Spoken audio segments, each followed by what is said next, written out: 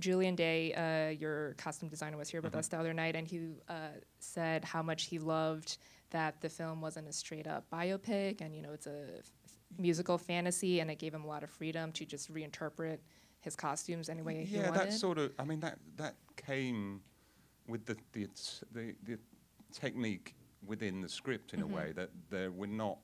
I mean, it's about Elton reflecting on his life, and also the tracks are guiding the story. Yeah. So sometimes, I mean, a lot of those tracks were later than the period in time and weren't really reflecting any of that period in time or that bit of the sequence that we were filming. So it was all a bit of a jumble. But then Dexter always had that in mind when, from the first meeting, it was always, we're not doing a historically accurate portrayal of Elton's life. It is his recollection and his sort of betrayal in his memories. So that gave us a lot more freedom, which is, I feel, was one of the fun things as a designer, as Julian was saying, that we weren't slavishly following accurate historical locations, for instance, or places that were in Elton's life. We were able to reimagine them and such. We always started with them as a basis. We looked into the reference, and there is tons of good reference with Elton. But like Julian, we started, we looked, and then we did our own version, really. And I know you also went to Elton's house. I did, yes. Yeah. So what was that like? What inspiration did you get from there? I mean, you got a sense of character, and I got a sense of his personality.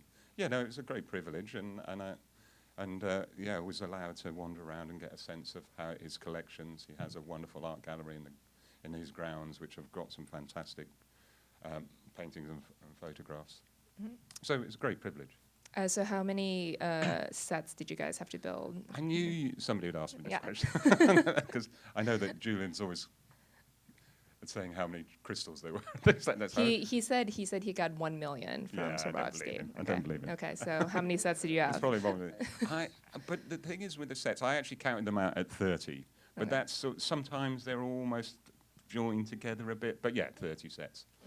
And some are obviously small and some are large. So it was a big task to do initially. You sort of landed on the ground and we had to turn around, or I had to start scribbling and get a sense of what we had to make in a very short period of time. But once we were off and running and getting a crew together, because coming to a project out of the blue, a lot of the crew that I would normally work with, and you end up using a lot of new people, which is great as well. But there's always a little bit of a panic where you go, my God, I can't get anybody. I'm going to have to do the whole film on my own. And then you have to hire new people. And then and that's great. And then it settles down and hopefully sort of moves in the right direction. Well, the film covers 4 decades, and there's obviously those music sequences. So what are the challenges of that?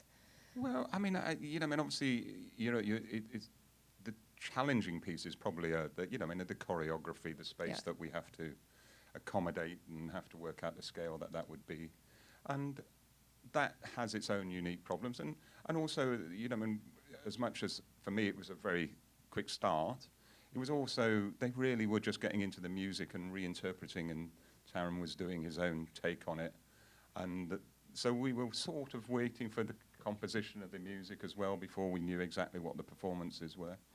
So it sort of all happened at the same time, really. So the challenge is just trying to keep everything moving forward, and you've got so many elements happening at the same time. And keeping trying to work out on top of that is not the individual sets, but also trying to keep a general feel for the whole film and find that within the process.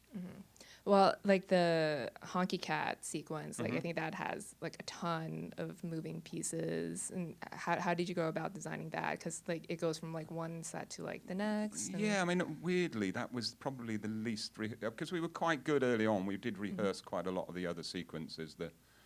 The Saturday Night's All Right for Fighting, the sequence with the fair. A lot of it was quite well we had enough time to rehearse.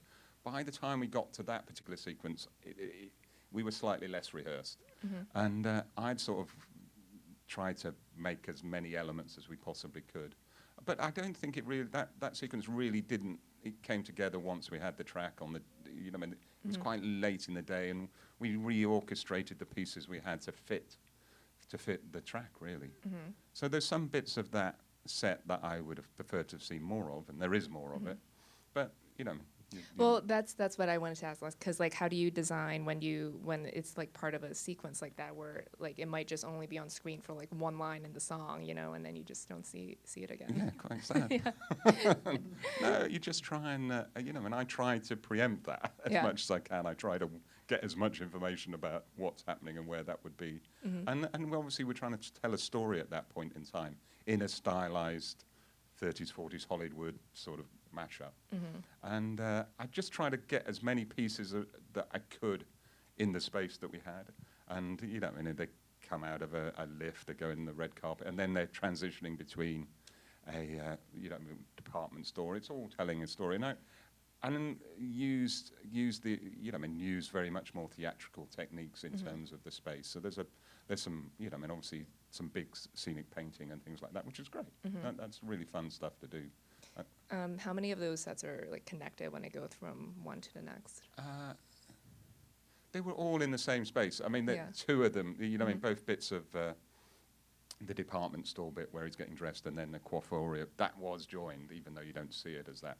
And I never really, I think you could have filmed it as a link, because I think it's such a fluid space. And we were limited because we weren't building in a proper studio as well, so we'd had to turn around, move bits of the set out, bring another bit of set, rather than relight the whole stage or the whole warehouse. Basically, it wasn't a stage at all. And so, you know, I mean, there's a lot of process in trying to get all these pieces in there, really. There's a whole bit that is in the trailer, which was dancing on a gold record. Yeah. Which there's Top Shot that linked directly. That never made it into the film. so that was a fair. Then they did spend quite a, you know, and that was quite a big old lump of scenery. Yeah. And they did spend quite a lot of shooting in. But you know, I mean, in the end, it's about telling the story you want to do. And you know, I wasn't party to that decision, but I mean, it definitely, you know, if it doesn't move the story on, then it's going to go. Yeah. Well, I mean, obviously, there's like places like his house or like his private jet that people don't really know what they look like, but then there's, you know, famous locations like the Troubadour. So how did you put your own twist on that? Well, you know, I mean, I've now been to the Troubadour. I went yesterday. Was that your first time? That was my first time. Wow. I don't know whether that's a good confession or not, but I hadn't been back for a while, so I walked past it last night, and it was quite a unique sort of re-engineering it from my head. Obviously, there was some reference of the Troubadour. There's obviously been a lot of famous people there, so there are photographs of it. It's quite difficult to get a sense of exactly what the layout was, and obviously it's changed quite a lot over a period of time. The real place is interesting, and it has a great character, but it's quite messy. So basically, we did a pared-down version. I sort of built the set to accommodate the action that needed to be in there. There's quite a bit of rig work where they're floating up in the air, so there's a lot of wire work. So, you know, I mean, it's a flavour of the real place, and we use the middle door rather than the end door. And, yeah, hopefully you capture the spirit of it. But, I mean, the colour's different, and obviously the backstage area is different. It's like presence. The essence. Yeah, like, it's an essence, yeah. Well, speaking of color, I love how the color grew more vibrant. Yeah. I mean that fits with the story too, and also you can see in the costumes. But you know, when in his childhood it's very dreary and drab, and then as he gets more famous, the sets open up more too. I mean, obviously that is a conscious decision, but it comes out of logic as well, because certainly the UK in the 50s was a very dull and drab. Well, I wasn't around, thank God, but it's like post-war. Yeah. You know, I mean, it's post-war. There was still a rationing and things like that. So it was a fairly austere place. So we try to reflect that, and also it's about that bit of the storytelling is about him breaking out from his background, really. So it wants to be, he, as a character, he's set in this mundane world, and then he escapes it, really. And I mean, looking at, once again, we did all the research that we could in terms of his original houses. And in fact, he came from a much more humbler background than we portrayed him. That's sort of relatively, you know, and it's now a very middle-class home in London terms. Did Elton have a favorite set? I really don't know. You didn't ask him? No, I've not seen him since he came round on the prep. Well, did he? What was he around like during prep when you were like designing? Did he take a look at any like models or Well, anything? he did one. He basically did one trip in and sort of came to see us. Bearing in mind we are like 10 minutes down from his home, and he popped round, and he was very very charming and sweet. We sort of everybody was ushering him in and out and was showing where the sets are at that particular band. They were only partly built, and then obviously getting out models, saying, and then you know, as with Julian at that point, he basically said, "Don't worry, I'd rather be surprised," and didn't want to dictate. And he, yeah, I mean, he was polite, but I don't think he was massively interested. And he was happy to allow us to run with it, really. You know, I mean, he was very gushing and you know, I mean, he really likes Taron. Taron's got a fantastic voice. He knows that. So he was pretty confident. He wasn't somebody who was worried about everything at all.